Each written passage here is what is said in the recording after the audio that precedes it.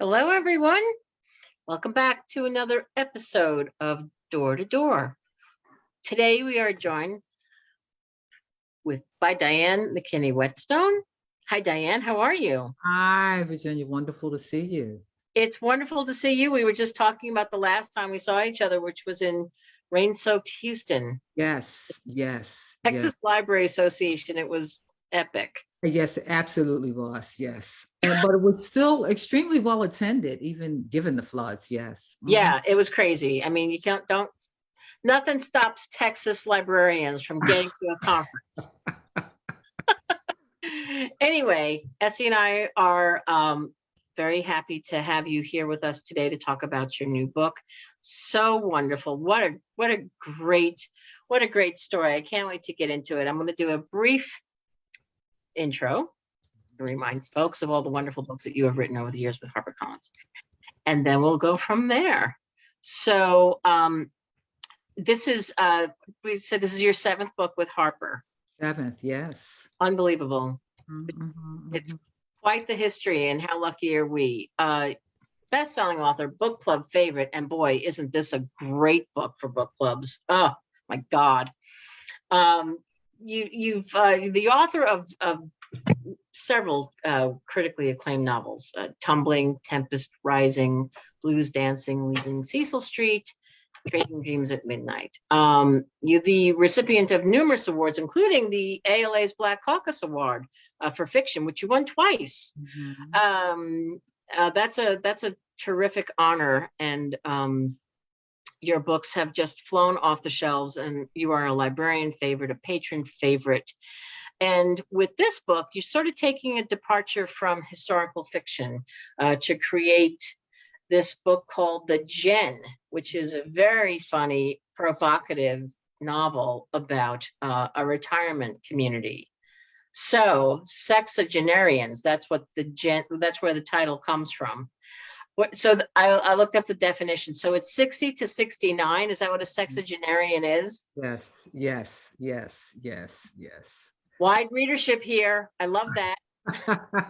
And there are folks in this book who are beyond 69, but full of energy and life, and looking back at their lives and looking forward to the remainder of their lives, and kind of realizing it is finite the older we get. So, but I love this book, and I'm just so glad to have you here to talk about it. So, what we typically do is ask the author, what do you want readers to know about this book, which comes on sale July 5th. So I'll turn it to you right now, Diane. Thanks so much, Virginia. Wonderful to be with you again. Thank you, Essie, also. It is, I was working on this book, a lot of it during the early stages of the pandemic, when everything felt so heavy and so dark and just so filled with anxiety. And I was home, I was in the house, and my husband was in the house all the time, 24/7. And I was just, I needed some lightness. I needed some laughter. And so I would work on the book, just trying to fulfill the need for myself through the characters and through the plot and just through the story and the descriptions. And I would write lines that just made me laugh out loud. And there were parts when, particularly at the beginning of the novel, can I do this? Like, what the heck, I'm doing it. And that's what I did. And that's what I did through much of the book, even though it still has, I think it has its heft. It still has, it's got some themes that might be a little difficult.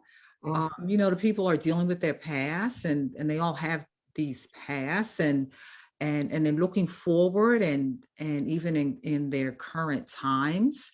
So it's got its, they have their challenges, and that comes through in the book, but they also have their laughter, they have their fun, they're dancing, they are, dare I say, smoking weed. I mean, they're doing like all of these things. They are kind of reverting to their undergraduate days. And So that's what I want people to know.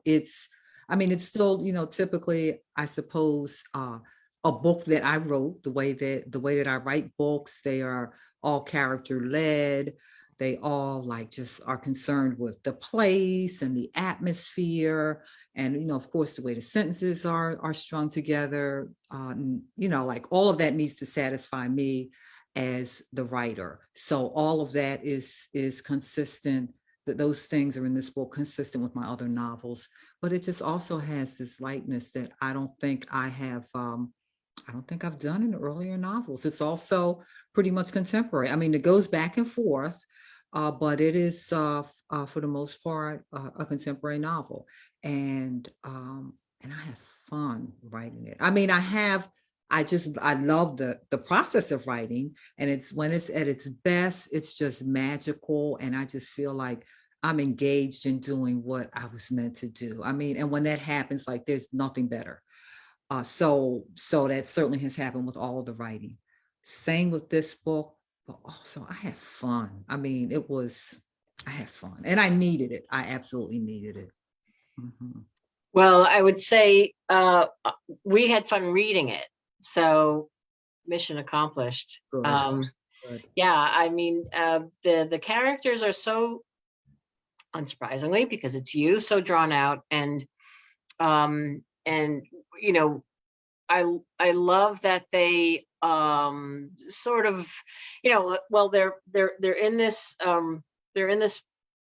retirement place, and one of them doesn't really want to be there. Her son has pretty much talked her into it, and she's not so happy in the beginning, and but because of the people who she meets there, they do sort of form well, very early they saw two of them form quite the bond.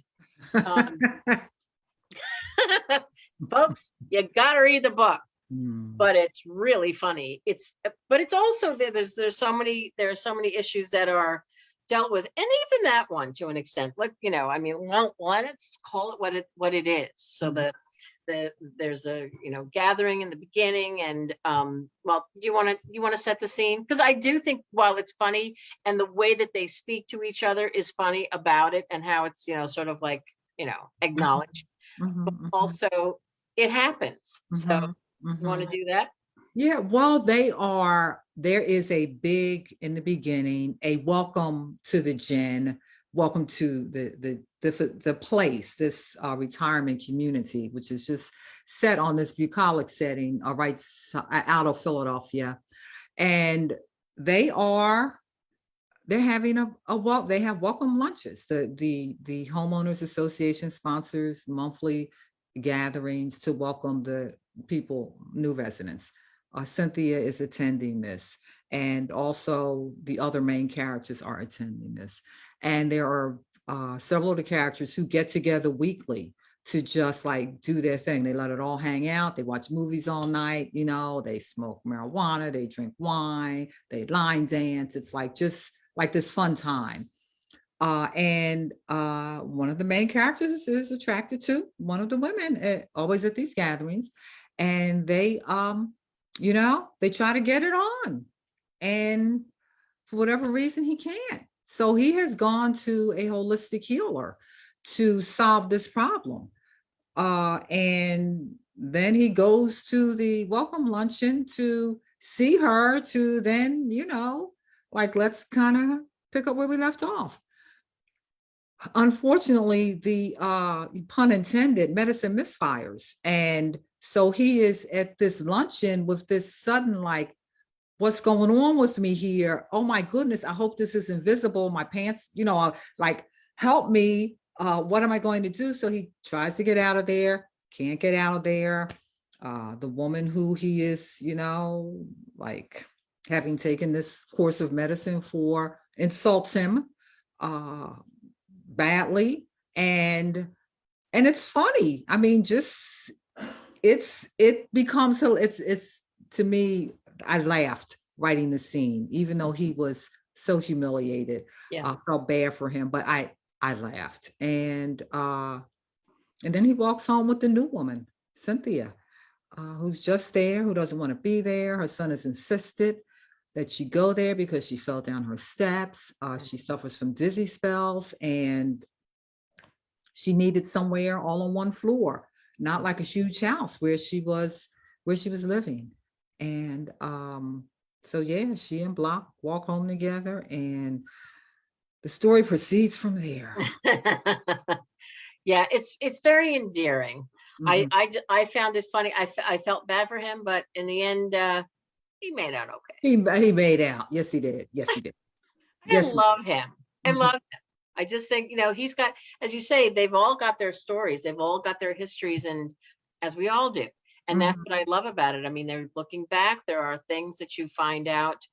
Well, not giving anything away, but as you flip through the pages and you're just in this book, you realize that there are things that are bubbling up, memories that won't go away, and Sure, and they form us all. And these sure, characters are formed by many things, but these memories are scratching back there. sure, Yep, sure, yep. sure. And I Absolutely. just think they're I just loved it.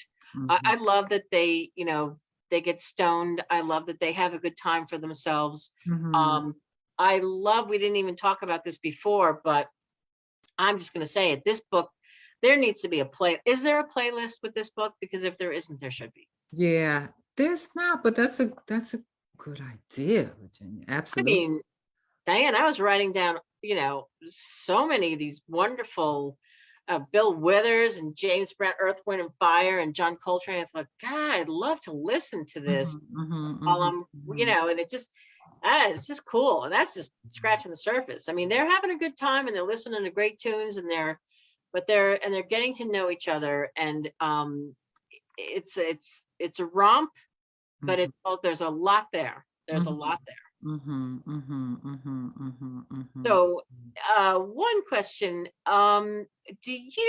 was there, how much research did you do, if any, Mhm. for these types of, facilities, these retirement facilities, 55 and over, not really retirement, I guess they're 55. Right, right. 55 and over. I mean, they are I mean, some people they're still very much engaged in their lives, and they're still all physically active and have full cognition and all of that. So they are just beyond midlife. Yeah. And I did I looked at brochures about retirement facilities. I actually visited one just outside of Philly.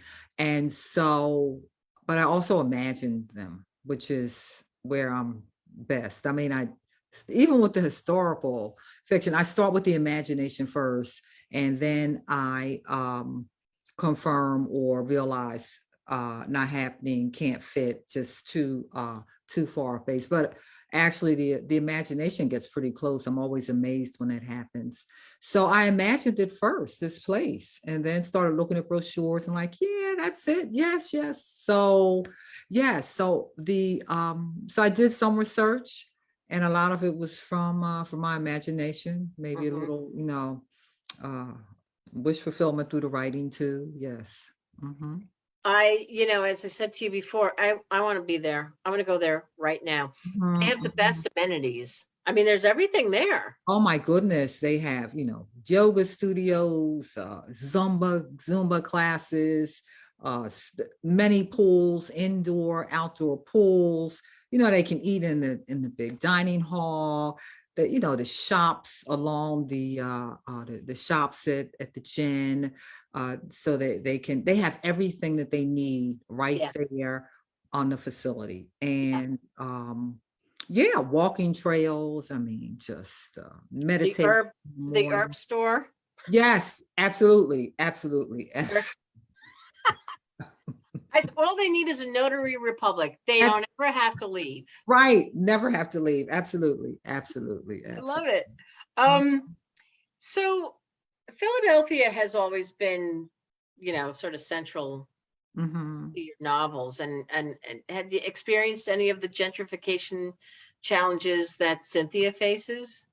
I mean, that's very real in Philly. I mean, it's Not personally per se, family members certainly have, Mm, and have also, experienced the opposite, like moving into areas and then benefiting as a result right. of the gentrification because the property values are shooting up. I mean, you move someplace and maybe has been a little sketchy area, and a year later there is a vegan bakery down the street. Like, that's kind of telling. So absolutely. I mean, from both ends. I know people who live like in the area where I grew up, and much older people, and just the rise in property taxes are Yeah. almost like forcing them out. So yes, it is. I mean, it's happening in Philly. I think maybe a little slower than some other large cities, but it is happening big time for sure. Right. Right. Mhm. Can you talk just a little bit about, because I always say the joy is in the reading, but can you just talk a little bit, give mini snapshots of the four major characters? Sure. Cynthia is maybe the main character. She falls down her steps. She suffers from vertigo, and her son insists that she move, and she doesn't want to. She loves her house, this 3-story house. She loves the stairs, everything about it, but she acquiesces and moves to moves to the gin. And suddenly, when she's there, she starts remembering this man from her past, Mm, who she'd been with when she was an undergraduate.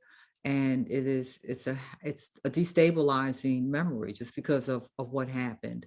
So she is trying to like blunt the memory while she's there. It's like grown, like just seems to be growing through the soil there. And she starts seeing him, starts remembering him. So that's Cynthia. She's a little reserved. Always thought she was ugly growing up, and she still carries a little bit of that with her. uh, Yeah, those passages yeah. that, they were tough to read, because it was like, oh my God, what is she thinking of herself? But she also had her mother who had her issues, and that just really, Sure, absolutely. Grew up with a bipolar mother, and as a result, didn't have a lot of friends. Had one very close friend who they've been, friends for life. And the friend is also part of the novel through flashbacks and also through mm, current text messages. mm, So that Gabrielle. yes, Yeah. yes. There's Bloc, the main male character, who is there, who's been there, has been with woman broke his heart because she had a shopping addiction that also, was like cross addicted, also a sex addiction, and broke his heart. And so he's moved to the gin. And he also has in his past just something that happened to him that he is also begins to grapple with once there. And he's with he has affection for another main character, Tish, who is she's the pretty girl, and always been the pretty girl, used to being a pretty girl, but suddenly she is in her 60s, and she notices that, you know when she's looking at a man, like his eyes don't get big like she's used to. And if a younger woman crosses his path, like she loses the man's attention. And Mm, that is destabilizing for her, because this is her whole life has been built on her looks, brought about by something that happened to her father when she was a teenager. right. And then she just became obsessed with her looks to get back at her father, because she knew that's the person he didn't want her to be. And so she is there just trying to reclaim some attention, because she figures, well, if I'm with a bunch of people my own age, the men will look at me again. She's there to reclaim attention, and also just grappling with the fact that she's getting old, and her youthful beauty is fading. And then there's Lavia, who is I mean, everyone assumes she's from India, and she allows them to have that assumption Yeah. just because of the way she grew up. And I mean, I won't give too much away, but she gravitates, just loves hanging out with Bloc and Tish, the pretty girl, and now Cynthia, who's joined them. She just loves hanging out with them because they don't press her about her past the way the other people on this retirement village do. She feels like the white people are always like, well, where are you from? Or what did you do? How'd you grow up? And they don't do that. She says she's from everywhere and nowhere. And they say, okay, you know, there's her joint. So she, that is Lavia. And she also has, she's also got a past. She was very, very interesting to me. Mm-hmm. Or she was very interesting. I mean, she was, I enjoy writing about her just because she was a different character for me. So those are the four main characters, and there are, you know, of course, supporting cast. There's Roy, who is, you know, grappling with, some call him, say he's a racist. Lavia understands him in a different way, that he's trying, he's just a product of where he was, you know, from his time in history and all of that. He is a bit of, you know, has his assumptions about people that he lets guide him. So in that sense, yes, racist. And his wife, who was just the opposite, was a public defender, and just very empathetic. Yeah. Cynthia's grown her grown son and his wife are also, they are also supporting cast as it was. And Cynthia's best friend, Gabriella, who is very much a part of her past, and there's a lot about her in the flashbacks, and then also in the present. She helps Cynthia in a place when she really needs help. So Yeah, she knows without the name being spoken. right, yes, she does. Yeah, yeah. Absolutely. Yeah, there's so much to this. And one of the, you know, I just kept sort of marking up, you know, this, the manuscript, because some of the pieces that you wrote are just, we're talking about Tish, you wrote, and then 2 years ago, she moved to the Gin. Sorry, there's something nutty going on my computer.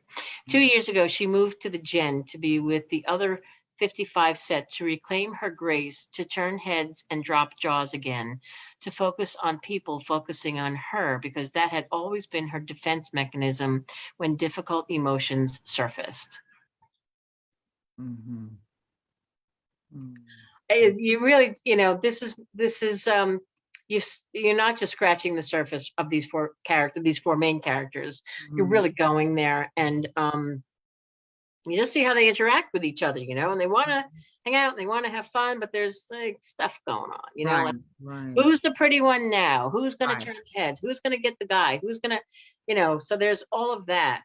And then there's Roy, who doesn't, you know, he mistakes Bloc, you know, for a porter. And so he hates him, and of course he hates him. It's you know, so, and then he's trying to explain himself. There's a lot of moments in this book. I wanted to talk for a second about when they are all together, the four of them, and they're hanging out and they're having a good time for themselves. And they talk about the level of education and the shade of skin tone, and how it means nothing. I mean, this is addressed in the book. These characters saying to each other, do you actually think that this makes a difference? You know, aren't you a child of the light complexion black elite? Don't you all play by different rules? You know, and the other character says, excuse me, Lavia, but that whole complexion thing is just a ploy to divide and conquer Black people. A Black person in America is still a Black person in America. Yeah.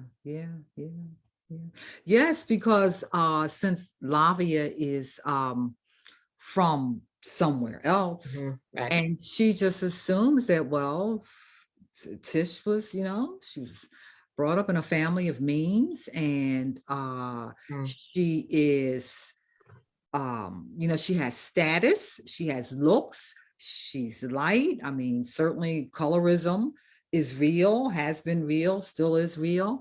And so, and she says to her, when one of the people there, who they all, it's like their adopted nephew, is arrested, stopped going bad, and is arrested for a summary offense, and And Tish says, that's triggering. And Lavia says, how could that trigger you? You don't know what that's like. And she says, oh, but yes, I do. And she explains that this is just to divide people. Also Block, when Lavia says, well, you went to the Ivy League. He's at a community college. How can you? And he says, I've never seen a cop ask for a matriculation card. I mean, he's a Black man. I'm a Black man. Like when the deal gets real, that is what's seen first. Not your education, not your status. You're a Black man in America. So, and all the stereotypes that go with that then they're on you. And so I'm at one with him. I understand him. I am him. So that then becomes like a point of conversation for them. And I enjoyed that, just ripping through that as they talked. And the books are really character led, and I've learned to like let them go and not impose my the author stamp on where I think the story should go. I've learned to follow the characters, I've suppressed that. No, you got to do this. No, they need to show me what it is that they're doing, and I'll follow that. That's how I write. So I love those conversations when they just riffed on those subjects. Absolutely. Yeah, it's as we were saying before, it stopped me. I mean, I went back and I looked at copied and pasted. I wanted to talk to you about that. I think that they're great conversations that they're having with each other. And they're in their circle, and there's the Venn diagram, right? Of all shades. Right. It's brilliant. Right. It's just brilliant. It's a brilliant book, Diane. It really is. There's lots to laugh at. There's lots to stop and think about. There's heartrending moments too. I just, there's a lot here. They're really so beautiful. And you talk about, going back to Block. I mean, he's just so likable from the very beginning. Maybe because he has a Woody that won't quit. I don't know, but I really like the guy. But he's this like Penn engineering, and he's a graduate at MIT, and he's worked at Westinghouse, NASA, and he's a big old weed supplier too. He's a blast. He is. Yeah, I know. I miss him. Yes, I had huge affection for Block, and he's just also, I think, he's gregarious and all of that, but he's also has such empathy. I mean, he just has such a level of, he has real emotional depth. As I was working on him, just I really like his character. Yeah. I feel sorry for him that his name's all wacky. Yeah. Like what happened to, he was called Blankwood Bob. Like they Absolutely. Yes. But he makes the best of it. He's Block. I love it. He's Block. He's Block. We want to get to a couple of comments and questions, but I wanted to just talk for a second about trees, about this woven throughout the book. In between all of these characters and their situations and their memories and their laughter and their tears, there are trees. There are beautiful poetic excerpts, passages, I mean, about trees. Can you talk about that for a second? And then I would just want to read 2 sentences of something that just was, beautiful. Yeah, when the trees are really a metaphor for the people.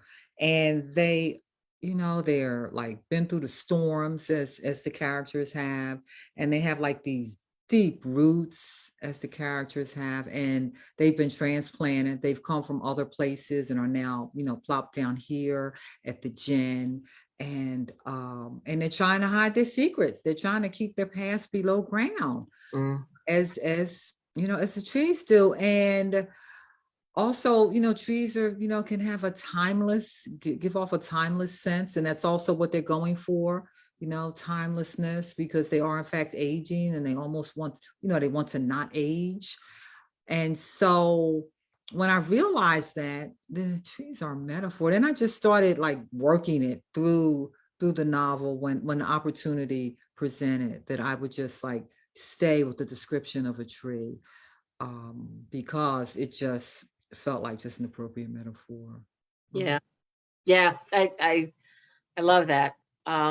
There's a moment in the book where Cynthia's son and daughter-in-law are there. They're helping her get set up. They're unpacking boxes and they're trying to, make it, just help her set up her apartment. Mhm. apartment. So Cynthia had put the bed a certain way, and they said, no, you can't put it that way. You have to turn it this way. And, they're doing all this feng shui stuff. And she says, I don't want it this way. I want to face the window when I wake up. I don't care what it looks like. And then she says, which you had written, nothing can block the streams of light that cut a path through the trees and go from blue to pink to yellow.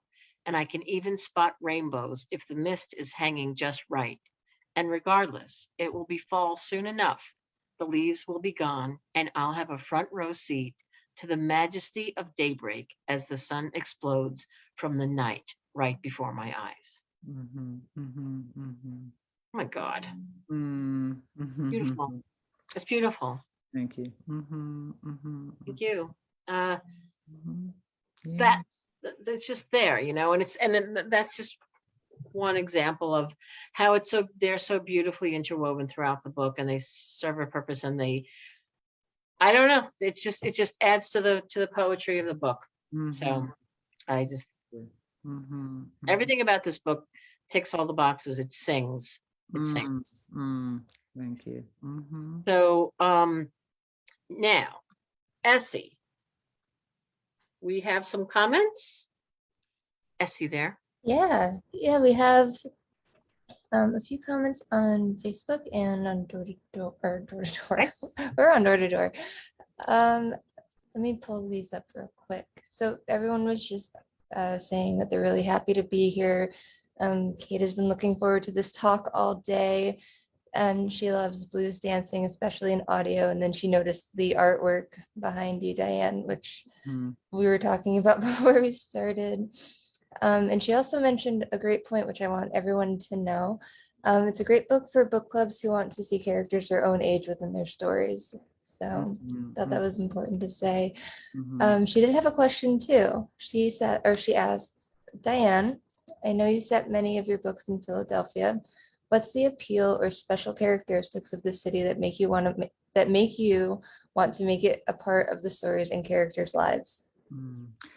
I think the appeal of Philly is that it has so many contraries. I mean, and I can play off of those contraries, and just it makes it an exciting setting. I mean, Philly presumes to be a world-class city, and yet it can have a very provincial feel in the neighborhoods. I mean, neighborhood by neighborhood, they each have their own distinct identity. I mean, Philadelphia has world-class education here, and yet there are, some of the schools are just so far from where they should be to serve the kids. Philly is a city with a lot of wealth. I mean, a lot of old money, and there is also just a tremendous amount of poverty.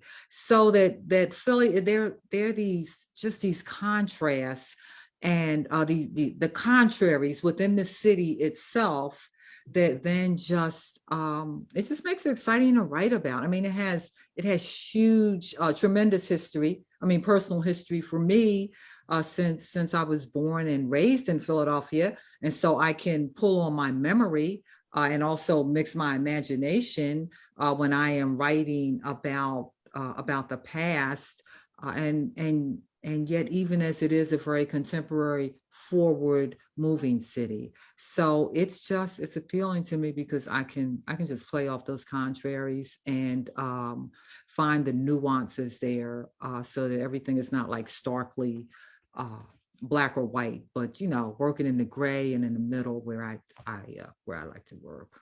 Mhm. Perfect. Kate responded that she's visited Philly several times, and occasionally it prides itself on its contrariness. Mhm, So there's another question here from Allison. mhm. Would you want to live at the Gen and why? I would like to live at the Gin because it's just I'd had everything I needed. I mean, the the houses, they're carriage houses, they're smart houses. You don't have to. I mean, your refrigerator will automatically order what you need if you run out half and half and other things. And I would just love the ease of that. I would love the views throughout the windows and the stars through the skylights, and just being able to walk the trail and go to a meditation. Well, there's medication there too. Meditation session, and in the yoga studios, that smelled of teak and lavender, and just all the amenities. I mean, to have the option to have dinner in the grand dining room, or to have sit around with friends in my own kitchen and drink some wine and line dance. So I think that would be the appeal for me. Just this freedom of I'm here, I'm in this place. I can kind of get everything I need without a whole lot of effort. Mhm. That's the appeal for me. I'm like, I'm 30 years old. Mhm. But one more question actually on Facebook. Here we have from Donna. Mhm. Jen's perspective changes as a realization that life is getting more finite. Diane, what matters most to you, and what would hold your interest if you were in a roundtable discussion with the Gens? What matters most to me are the things that did not matter when I was in my 20s, where maybe more superficial things matter. What matters most, certainly family matters a lot to me. Being around the people I love, having like deep conversations about things, like not gossiping or talking about people. I mean, which I can still lapse into, but not that's not the necessarily the preference or the drive. It is to just talk about like things like life, like ideas, like that's important to me now. I mean, I have grandchildren now, and they are just so important to me. I won't say they're more important than my own children were, but it's just that I have a different perspective now. And so it makes them especially special. I mean, that's real important to me. So if I were at the Gen sitting around talking with the other residents, I think we would talk about life and things we've learned and kind of things that we've come through, and challenges that we faced and overcome, and the grandkids. I mean, I'd have to talk about the grandkids. Mhm. I just talk about the grandkids and show pictures. Yes. And then there's another question actually that just came in. This is from Lillian. What was your inspiration for the characters at the Gen? Was it people that you knew? Mhm. I think that I started off maybe looking back at my younger self when I was an undergraduate, and just kind of remembering like the feel of being that young and dare I say unknowing, and what it's like now looking back. So that kind of inspired me to have these people like just looking back, people my age looking back and reflecting on just reflecting on life and what it was. So I became that really became the inspiration, like people wanting to